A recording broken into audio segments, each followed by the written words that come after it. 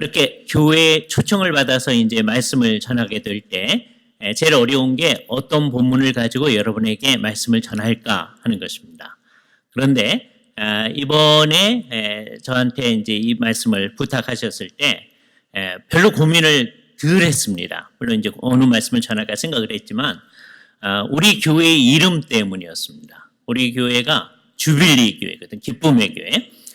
그래서 주빌리에 대해서 설교를 하면 된다 생각을 했습니다.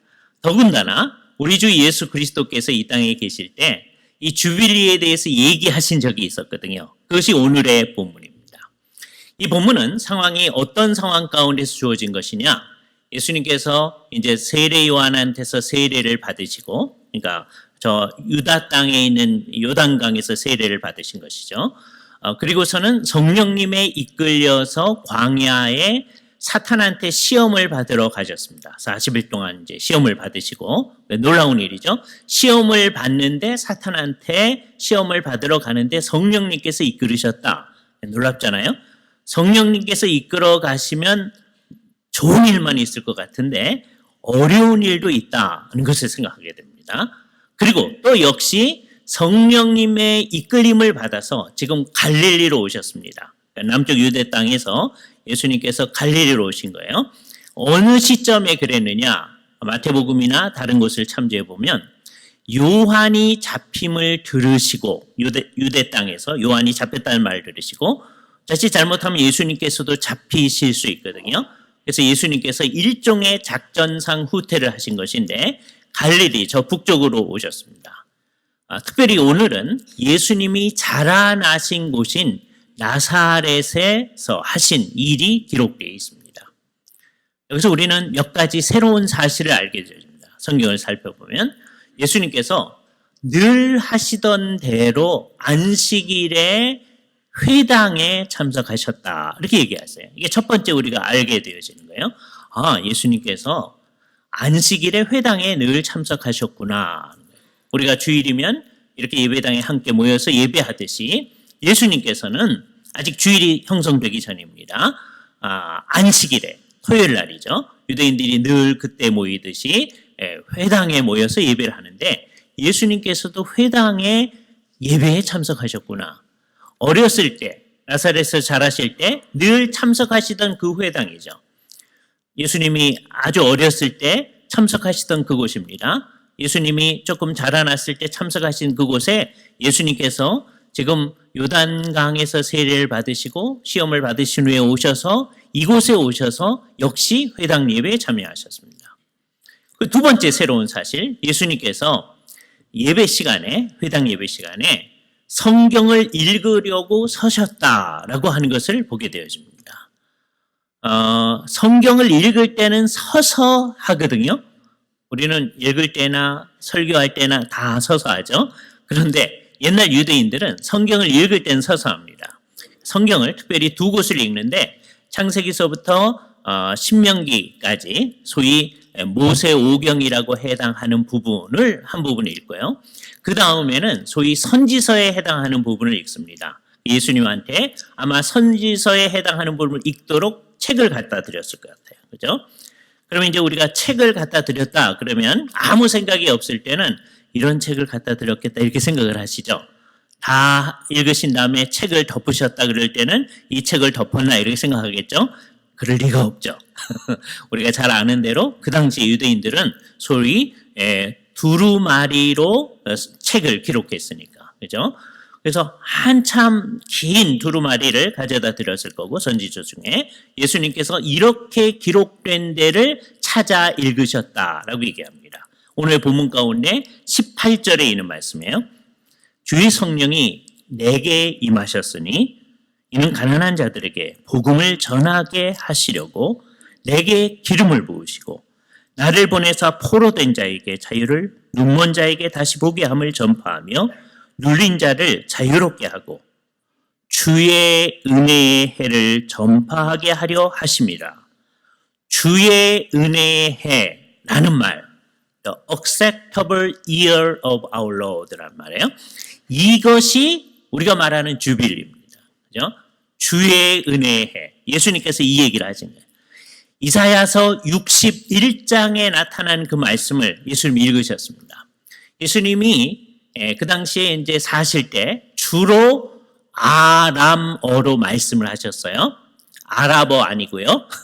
아람어로 말씀하셨습니다. 근데 성경책은 두루마리 성경책이 이 구약 성경은 히브리어로 되어 있어요. 그죠? 예수님께서 이것을 읽으셨다라고 하는 것이 무엇을 얘기냐면 예수님은 히브리어를 읽으실 수 있으셨구나 하는 걸 알게 되죠. 이건 당연한 일이죠. 아이들이 어렸을 때 회당에 와서 히브리어를 공부하도록 하는 거예요. 그러니까 회당은 우리처럼 예배하는 곳이기도 하지만 동시에 교육하는 곳이기도 합니다. 그죠? 어렸을 때 그걸 배우도록 하는 거죠. 그 아이들이 쭉 읽을 수 있도록. 그래서 어느 곳에 가서든지 읽을 수 있도록. 물론 이것이 이제 오늘날은 좀 애매하게 되어져서 미국 땅에 사는 모든 유대인들이 히브리어를 다 읽는 건 아니에요. 그죠? 그러나 옛날에는 다 읽을 수 있는, 예수님께서 읽으실 수 있었다. 그죠? 그리고 책을 덮으시고 이렇게 한 게 아닙니다. 두루마리를 다 덮으시고 맡은 자에게 주셨다고 그랬어요. 그럼 그 사람은 그것을 그 회당 뒤쪽에 이 두루마리 성경을 갖다 넣는 곳이 있습니다. 갖다 놓고 자리에 앉으심에 사람들이 주목하여 봤다 그랬어요. 이건 좀 이상한 일이죠. 설교하는 상황인데 읽었던 본문에 대해서 설명을 하는 거거든요. 그리고 예수님이 앉으셨을까? 자리에 돌아가서 앉으신 것을 얘기하는 게 아니고 이 앞자리에 앉으신 거죠. 유대인들은 언제나 가르칠 때는 언제나 앉아서 가르칩니다. 산상수훈을 생각해 보세요. 예수께서 산에 올라가 앉으심에 제자들이 나온지라 입을 열어 가르쳐 가라사대 이렇게 되어 있잖아요. 유대인들은 언제나 가르칠 때는 우리하고 좀 다릅니다. 우리는 가르칠 때 교회에서도 서서 가르치고 학교에서 서서 가르치고 그러잖아요. 유대인들은 언제든지 앉아서 가르치거든요. 예수님의 설교를 정말 간단하게 요약해서 지금 이 누가복음이 얘기했습니다. 어떻게 요약했느냐? 이 말씀이 너희 귀에 응하였느니라. 아주 간단하죠. 예수님께서 설교를 딱 그 말씀만 했을 리가 없어요. 결국 핵심적 내용은 우리한테 주의 은혜의 해, 즉 신년, 주빌리가 온다고 했었는데 이제 주빌리가 왔다라고 선언하신 거예요. 이것은 사람들한테 놀라운 거였습니다. 우선 유대인들이 그 얘기를 들을 때 이전에 생각했던 주빌리, 신년을 한번 생각해 보시죠. 나중에 집에 돌아가셔서 레위기 24장, 25장 보시면 됩니다. 거기 가시면 신년 제도에 대해서 얘기를 해주세요. 어떻게 되어 있느냐? 너희는 우선 희년을 준비하기 위해서 어떻게 하냐면 매 6년 동안 열심히 땅을 이제 경작을 합니다. 포도원을 재배를 해요. 7년째는 그 땅을 경작하지 말도록 되어 있어요. 포도원을 재배하지 말도록 되어 있어요. 요때 재배하지 않은 그 시기, 요때 사용하는 용어가 있는데요. 그게 나시를 하는 용어예요. 우리가 나시린에 대해서 잘 알잖아요. 나시린은 머리에 삭도를 대지 않잖아요. 머리를 다듬지 않는다는 거거든요. 마찬가지로 다듬지 않은 시기가 있는데 땅을 나시린으로 만드는 거예요. 이게 7년째입니다. 그죠? 7년 단위로 계속하는 거예요. 근데 그걸 7번 하게 되면 7, 7이 49가 되겠죠. 그럼 그 다음 해가 50년째가 되는데 그게 신년이 됩니다. 그죠? 그 신년은 49년째도 땅을 휴경을 했었는데 신년에도 또 땅을 휴경을 해야 됩니다. 그러면 불안해지기 시작하죠. 사람들이. 아니 경작을 해도 먹고 살 수 있을까 말까 한데 2해 동안이나 하지 않다니 여기에 믿음이 필요한 거예요. 이스라엘 백성들이. 이스라엘 백성들이 믿음을 가지고 정말 하나님께서 우리를 먹여 살리실 것이다 라고 하는 믿음을 가지고 있었어야죠. 이것을 옛날에 이미 준비를 시키셨습니다. 가나안 땅에 들어오기 전에 이 사람들은 광야에서 살았죠. 광야는 경작할 것이 없습니다. 메마른 땅입니다. 그죠? 그래서 먹을 것이 없으니까 백성들 투정하고 하나님께서는 그 투정에 응답하셔서 소위 만나를 내려주셨죠. 그죠? 하늘에서 뭐가 내려왔는데 이스라엘 백성들이 이게 뭐냐? 이렇게 얘기한 거예요. 이게 만이라는 거예요. 예? 만이라는 말이 뭐냐? 그죠? 그래서 그 이름을 만나 그런 겁니다. 이게 뭐냐? 우리들이 먹고 살 수 있도록 주께서 내려주신 거죠. 흥미로운 것이 40년 동안 계속 내렸어요. 그리고 이스라엘 백성들이 가나안 땅에 들어가서 그 땅의 곡식을 먹게 되었을 때, 유월절 행사를 하고 그 땅의 곡식을 먹게 되었을 때 그 다음 날서부터 만나가 그쳤습니다. 이제부터는 어떻게 해야 되냐? 그 땅의 소출을 먹어야 되는 거예요. 그죠? 방식이 바뀌었죠. 이전에는 하늘에서 양식이 내려왔습니다. 근데 이제는 이스라엘 백성들이 가서 경작을 해야 돼요. 그러나 그것도 주께서 내려주시는 거다. 주님을 의존하고 이 일을 해야 되는 거죠. 이 일을 하면서 이스라엘 백성들은 마음속에 준비를 하는 거예요. 매 7년째 안식년을 갖고 다음에 50년째가 되면 전적으로 휴경을 하게 되는데, 이때 어떤 일이 또 발생해야 되느냐? 이스라엘 백성들이 살아가면서 워낙 다 땅을 나눠줬죠. 지파별로 나누어지고 각 가족별로 땅을 다 나누어줬습니다. 그래서 사는데, 하나님의 언약 백성들이 이 땅에서 살아가는데 흥미로운 일이에요. 우리는 주님의 은혜에 따라서 살게 되어지면 아무 문제도 없을 거다라고 상상하기가 쉽습니다. 그렇지 않다라고 하는 걸 얘기하는 거죠. 어떤 사람은 점점 가난해져서 어쩔 수 없이 그 땅을 팔아야 되는 상황이 오기도 한다는 걸 전제로 하는 거예요. 그랬을 때 이 세상에서는 없는 제도가 나타나는 거죠. 그래서 예를 들어서 살다가 한 20년째 땅을 팔았다고 해보세요. 그죠? 먹을 것이 없으니까. 팔고서는 제가 계속 이 땅을 경작하겠습니다. 그럼 경작을 해가지고서는 주인한테 갖다 주겠죠. 그럼 이제 30년 남았잖아요. 30년이 지나면 그 땅을 그 사람한테 도로 돌려줘야 되는 제도. 신년이 되면 다 자기 땅으로 가는 거예요. 이게 주빌리예요. 그죠? 이 가난한 사람들한테 좋은 소식이 선포되어지는 거죠. 그러니까 이 세상에 복잡한 모든 문제를 해결하는 방식에 대한 하나님의 제도가 신년제도였습니다. 가난할 수 있어요. 어려울 수 있어요. 그러나 몇 년이 지나면 회복되어지는 거예요. 이스라엘 백성들이 자기의 생애 기간 동안에 이게 되게 의미 있게 이걸 하려면 성년기에 이것을 지내야 되니까 생각을 해보면 딱 한 번 희년을 경험할 수 있는 겁니다. 2번 경험하는 사람도 있겠죠. 그러나 맨 처음 경험하는 때하고 나중하고는 상당히 다른 거죠. 딱 한 번 의미 있게 희년을 경험하게 되죠. 이걸 하면서 이스라엘 백성들 마음의 준비를 해야 되는 거죠. 이 세상에 복잡한 모든 문제가 있지만 하나님이 이 제도를 통해서 세상 전체에 빛을 비추면서 언젠가 하나님께서 온 세상의 모든 문제를 해결하실 때가 있을 거다라는 것을 준비하도록 하신 일, 이게 구약의 주빌리 희년이었습니다. 그런데 예수님께서 나사렛 회당에서 선포를 하시면서 어떤 말씀에 근거해 하셨느냐? 주의 성령이 내게 임하셨으니, 성령님이 임하신 거예요. 누구한테 임한 걸까? 내게 기름을 부으사 뭐 하는 거냐? 가난한 자들에게 구약의 표현대로 아름다운 소식을, 지금 우리의 표현대로 복음을, 좋은 소식이란 말이에요.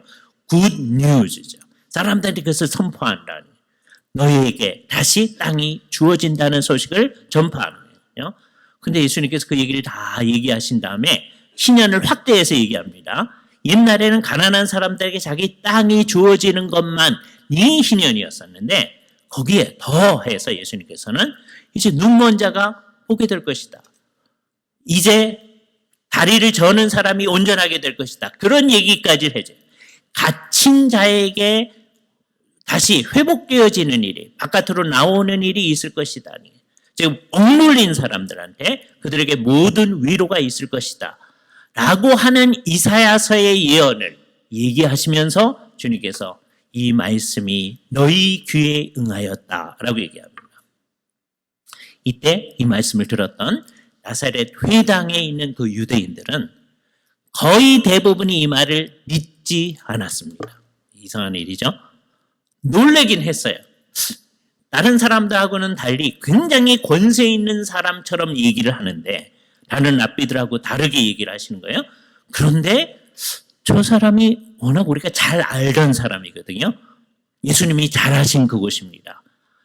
우리식으로 표현하면 유년주일학교 다닐 때 예수님께서 거기 계셨던, 근데 그분이 어느 날 어디 갔다 오시더니 여기서 성경을 읽으시더니 이 말씀이 너희 귀에 응하였느니라. 그렇게 얘기하시면서 얘기하시니까 이 사람들이 저는 요셉의 아들이 아니냐. 우리가 잘 아는데 이게 너무 가까워서 걸려 넘어지는 거죠.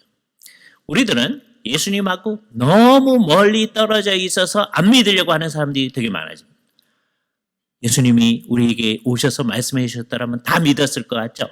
그렇지가 않다는 게 여기 나타나는 거예요. 예수님께 너무 가까이 있어서 예수님을 안 믿으려고 하는 겁니다. 이 사람들이 안 믿으려고 하니까 이 사람들의 마음속에 무엇이 일어나고 있는지 예수님이 잘 아는 거예요.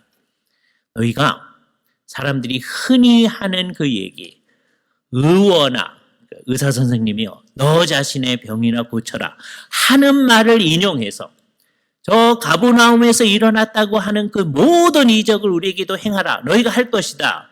근데 내가 안 하겠다는 거예요. 왜 안 하느냐? 여러 이유가 있어요. 다른 복음서에 보면 이 사람들이 믿지 않음을 인하미러라. 그렇게 얘기했죠. 백성들이 안 믿을 때는 주께서 놀라운 일을 안 행하시는 거예요. 그래서 예수님께서 두 가지 예를 드십니다. 흥미로워요. 선지자 시대에 있었던 대표적인 예를 들어요. 하나는 엘리야 선지자 시대에 있었던 예를 들고, 그 다음에 그 제자인 엘리사 선지자 때 있었던 예를 듭니다. 하나는 엘리야 시대에 이스라엘 백성들에게 3년 6개월 동안 비가 내리지 않아서 큰 가뭄이 들었던 때가 있었습니다. 이것이 얼마나 마음에 깊이 새겼든지 이스라엘 사람들은 3년 6개월 그러면 마음속에 큰 고통의 시기라고 생각하게 됐어요. 3년 6개월, 3년 반입니다. 나중에 요한계시록 공부하실 때 마음속에 그 도움을 얻으셔야 돼요. 요한계시록 공부할 때 3년 반 이런 얘기가 나오거든요. 그건 문자적으로 3년 반 얘기하는 게 아니라 이스라엘 백성들은 3년 반 그러면 딱 머릿속에 떠오르는 게 있단 말이에요. 마치 우리나라 사람들은 8.15 그러면 우리의 광복의 날 이게 떠오르듯이 이 이스라엘 사람들 3년 반 하면 엘리야 시대 때 우리가 큰 고난을 당했던 시기 이렇게 얘기하는 거예요. 요한계시록에 3년 반 그렇게 나오면 큰 고난의 시기에 있을 거구나 이렇게 생각하게 하는 상징적인 숫자가 나타나는 거예요. 그 일이 3년 반입니다. 그때 이스라엘에 많은 과부가 있었지만 그들에게 이 엘리야가 보냄을 받지 아니하고 시돈 땅에 있는 사렙다 과부 이방인이거든요. 여기서 벌써 이제 이 사람들이 기분이 나빠지기 시작하는 거예요. 하나님의 백성인 이스라엘 백성들에게 보냄을 받지 아니하고 이방 사람들에게 보냈다. 그게 좀 이상한 거예요. 그런데 엘리사 시대 때 얘기를 하시면서 또 뭐 얘기하냐면 이스라엘 땅에 많은 나병 환자들이 있었는데 그게 정확히 한센시 병인지 뭔지 우린 정확히 몰라요. 그러나 성경이 말하는 나병 환자가 있었었는데 이스라엘 백성들의 나병 환자한테 주님께서 엘리사를 보내신 게 아니고 나만을 이방 사람이죠. 더구나 이스라엘 백성들을 침입했던 그 군대의 장관을 보내서 고침을 받게 했다. 기분이 나쁘잖아요. 그래서 이 사람들이 어떻게 했습니까? 예수님을 동네 바깥으로 끌고 나갑니다. 그죠? 회당으로부터 동네 바깥으로 막 끌고 나가요. 그래서 나사렛이 세워진 동네 낭떠러지 끝에 세워서 밀쳐 죽이려고 합니다. 근데 여기서 놀라운 일이 일어나요. 이때 예수님이 아직 죽을 때가 안 됐거든요. 예수님이 거기서 죽으시면 우리를 위해서 십자가에서 구속을 이루지 못하시잖아요. 주님이 정하신 때가 되기 전에 어떤 일이 일어나는 법은 없죠. 그래서 물려가시던 분이 오늘 본문이 아주 독특한데요. 사람들 사이로 지나가셨다. 투명인간이 지나가신 게 아니에요. 감히 사람들이 밀치지 못할 큰 영적인 권위를 내세우시니까 예수님이 그냥 몰려가신 게 아니라고 하는 게 나타나는 거죠. 예수님이 지나가셨습니다. 예수님께서는 다른 곳에 가셔서 회당에서 또 말씀을 전하시며 놀라운 일을 하셨습니다. 하신 핵심적 내용은 뭐냐? 주빌리가 임하였다는 거예요. 신년이 임하였다.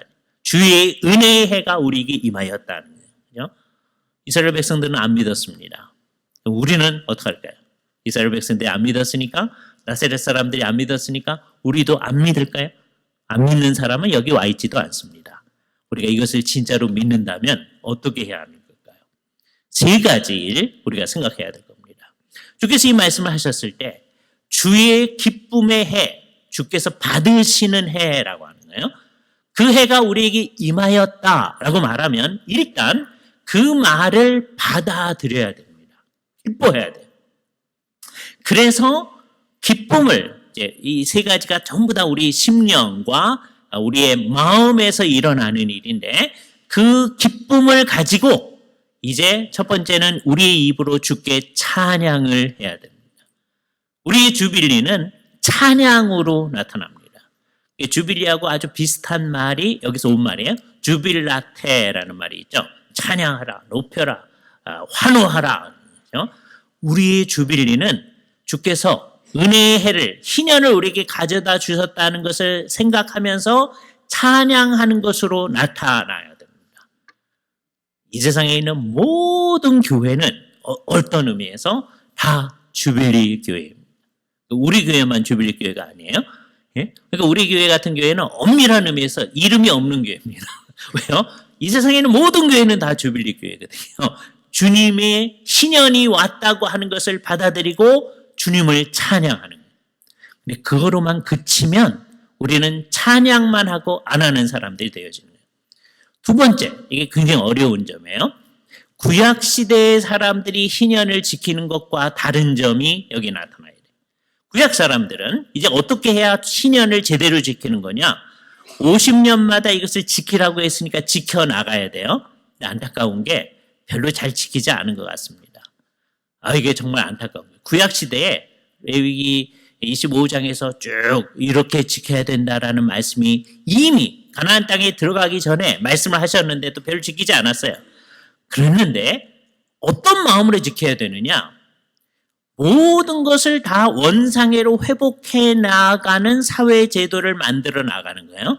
정말 사람들이 생각할 수 없었던 일들이 일어나는 거죠. 이 세상에 살다 보면 사람들의 복잡한 일들이 나타나고 어떤 사람 많이 가진 사람이 있게 되어지고 능력의 차이가 있으니까 어떤 사람 못 가진 사람이 있게 되는데 이것을 다 회복하는 날들이 있게 되어진다는 거예요.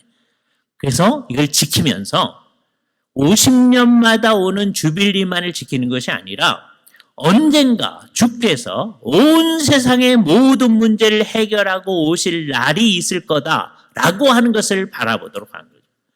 그러니까 이 사실 주빌리는 희년이라고 하는 것은 안식일 또는 안식년과 밀접히 관련이 되어 있는 거예요. 6일 동안 일하고 안식하면서 그냥 그 패턴, 6+1의 패턴만 반복하는 것이 아니라 언젠가 하나님께서 안식을 가져다 주실 것이 있다는 것을 믿고 기다려야 되는 거죠. 가짜 이스라엘은 어떤 사람입니까? 안식일도 지키지 아니하고 희년도 지키지 아니하는 사람, 일단 가짜죠. 두 번째 가짜는 뭐냐? 지키긴 지키는데 왜 그렇게 하라고 하셨는지 정신이 없이 지키는 사람. 하긴 해요. 그러나 주님이 이 법을 내신 법의 의도를 알지 못하고 지키는 겁니다. 그렇다면 이 둘이 가짜라면 진짜는 뭡니까? 그걸 지키되 주께서 왜 이 일을 하도록 하셨는지를 알고 지키는 거예요. 언젠가는 주께서 이 세상의 모든 문제를, 이스라엘의 문제만이 아니라 온 세상의 모든 문제를 해결할 날이 있을 것이다 라고 하는 걸 믿고 지키는 거예요. 그게 구약의 주빌리, 희년을 지키는 방식입니다. 제대로 지키는 거예요. 신약에는 어떻게 하는 겁니까? 신약에는 달라졌어요. 구약은 앞으로 지키면서 50년 지나면 주빌리 지키고 다음에 또 50년 지나면 주빌리 지키고 하면서 구약 시대에는 앞으로 정말 그 궁극적 주빌리가 올 것을 기다리는 거였어요. 예수님께서 이 본문을 읽은 다음에 나사렛 회당에서 하신 설교의 말씀의 결론은 뭐예요? 오늘날 너희 귀에 이것이 응하였느니라. 우리에게 주빌리가 왔다라고 하는 거예요. 이게 신약의 큰 특성이에요. 신약 시대에 살면서 구약 시대에 살듯이 주빌리를 생각하면 안 돼요. 예? 언젠가 주님이 놀라운 일 하실 것을 그렇게 생각하면 안 되는 거예요. 우리에게는 이제 두 가지 초점이 있어지는 거예요. 첫 번째는 뭐냐? 예수님이 오셔서 이미 희년이 왔다는 것을 정말 믿고, 여기 나사렛 사람들이 안 믿은 것과 달리 그걸 믿고 그것 때문에 찬양해야 된다고 그랬잖아요. 동시에 그렇다고 해서 예수님이 오셔서 너희에게 임하였느니라 한 다음에 우리의 모든 문제가 다 해결됐습니까? 그렇지 않거든요. 여기 우리의 신앙이 필요한 거예요. 이걸 받아들여야 돼요. 주님, 우리 문제를 해결하신다고 하더니 안 해결하시네요. 왔다고 하더니 말짱 거짓말이네. 이렇게 말하면 그게 가짜가 되어지죠. 안 믿는 게 되어집니다. 이걸 받아들이셔야 돼요. 그러나 신약 성경의 큰 구조, 이미 그러나 아직 아니의 구조가 있어요. 주빌리가 왔어요. 신약 시대엔 그런 거예요. 그래서 우리가 우리 교회 이름을 주빌리라고 한 거예요. 이미 온 거예요. 그러나 아직 아니에요. 언제까지 아직 아니냐? 우리 주 예수 그리스도께서 다시 오시기까지 아직 아닙니다. 그래서 예수 그리스도 안에, 이 주빌리 안에 들어온 사람들에게도요, 여러 가지 문제가 있는 거예요. 인생의 문제도 있고, 아픔의 문제도 있고, 고통의 문제도 있고, 우리들 가운데 누군가가 죽는 문제도 있고, 이 세상의 모든 문제, 더군다나 예수님을 진지하게 성경대로 믿으려고 하면 우리 가운데 더 큰 문제가 생겨날 수도 있습니다. 그 문제가 있는 거예요. 그러나 우리 주 예수 그리스도께서 오실 때 모든 것을 다 귀정하리라, 바르게 하리라, 이 세상의 복잡한 문제를 다 해결하리라고 하는 것을 믿고 생각하는 거예요. 여기에서는 여러분의 이성, 머리하고 여러분의 심장, 감성이 동원되어야 됩니다. 머리만 그렇군요. 주님의 말씀에 의하면 그렇군요. 그래서는 이걸 믿는 게 아닙니다. 머리에서 그걸 정확하게 이해할 뿐만 아니라 정확히 이해했다는 게 우리의 삶 속에 무슨 문제가 왔을 때에도 마치 이상한 일을 당하는 것처럼 반응해서는 안 되는 거죠. 주님, 주의 백성으로 살려고 하면 주빌리에 속한 백성들에게도 고난이 있다고 하셨군요. 주께서 있다고 하시더니 우리에게 오는군요. 그런데 이 고난은 주님께서 우리가 감당할 수 있을 만큼만 주신다고 했으니 주님과 함께 이것을 견디어 나갑니다. 주빌리에 속한 사람다우게 견디어 나갑니다. 그래서 우리는 두 초점을 지닌 타원을 가지고 사는 사람들다우게 사는 거예요. 우리가 사는 모든 삶의 영역이라고 하는 것이 다 이 두 초점에서 발견합니다. 예수 그리스도께서 이미 오셔서 이미 주빌리, 희년을 가져다 주셨다. 그러나 그렇다고 해서 다 모든 게 해결된 게 아니다. 주님께서 해주신 일이 있는데 이 세상에 오셨을 때 안전병에도 고쳐주시고 소경도 고쳐주시고 하셨어요. 그게 뭐냐? 일종의 맛보기를 보여주신 거다. 하나님 나라가 극치에 도달했을 때 이렇게 되어질 것이다 라고 하는 걸 보여주신 거예요. 그러나 그 당시에도 지금 이 나사렛 회당에서는요, 사람들의 병을 고쳐주지 않으셨다고 그랬어요. 주빌리가 안 와서 안 고쳐준 게 아닙니다. 왔지만 예수님은 그 당시에 초림하여 오셨을 때는 우리의 모든 문제를 해결하는 것이 목적이 아니었어요. 그것을 보여주는 거예요.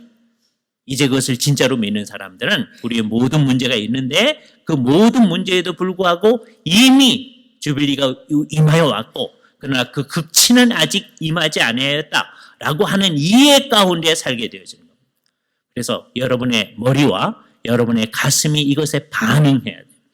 이것이 성경 공부를 해나가면서 하는 우리의 작업입니다. 그래서 끝이 아니고 이제 우리에게 이제 필요한 것이 있어요. 그게 뭐냐? 그렇다고 하는 것을 이해하는 사람들다우게 이제 우리의 손과 발이 움직여지는 겁니다. 예수님께서 은혜의 해가 우리에게 임하여 왔다. 갇힌 자에게 자유를 선포한다. 억울한 사람들에게 풀어줌이 선택되어진다라고 하는 것은 궁극적으로 주께서 하실 겁니다. 그것을 정말 믿는 사람은 주님, 언젠가 주님이 그렇게 하실 거죠? 하세요 하고 가만히 있지 않습니다. 이 땅에 있는 사람들이 우리의 그 가슴과 손과 발을 다 사용하여서 우리의 전인이 동원되어져서 하나님의 뜻이 이 땅에서 이루어지도록 애를 쓰는 일들을 하게 될 거예요. 우리들이 애를 쓴다고 해서 하나님의 온전한 뜻이 다 이루어지지 않습니다. 거의 우리가 죽을 만한 상황 속에서 주께서 재림하여 오심으로 모든 문제를 해결하실 것입니다. 주님께서 오셔야만 해결이 되는 문제들이에요.